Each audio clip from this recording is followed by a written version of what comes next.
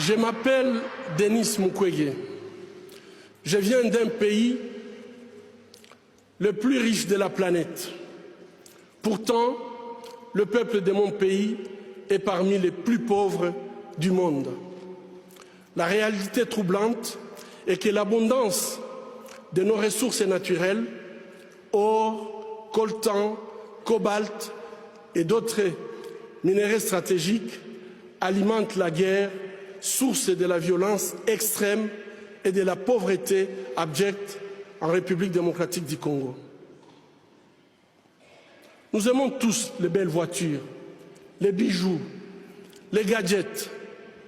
J'ai moi-même un smartphone. Ces objets contiennent des minéraux qu'on trouve chez nous, souvent extraits dans des conditions inhumaines par des enfants jeunes qui sont victimes d'intimidation et de violences sexuelles. En conduisant votre voiture électrique, en utilisant votre smartphone, en admirant vos bijoux, réfléchissez un instant au coût humain de la fabrication de ces objets. En tant que consommateur, le moins que l'on puisse faire,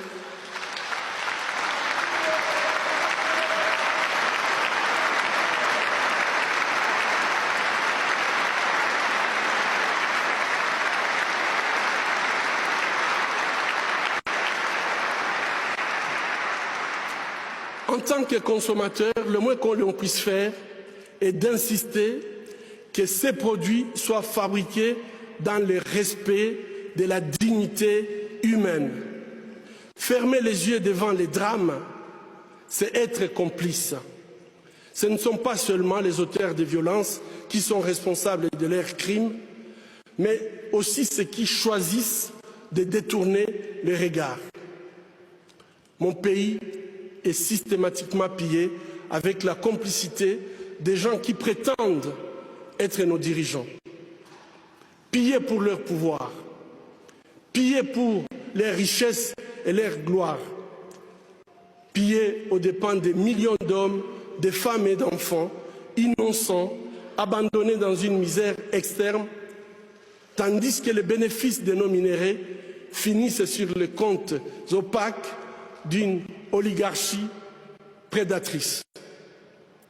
Cela fait 20 ans, jour pour jour, qu'à l'hôpital des Panzi, je vois les conséquences de cette mauvaise gouvernance de mon pays. Bébés, filles, jeunes femmes, mères, grand-mères, et aussi les hommes et les garçons violés de façon cruelle, souvent en public,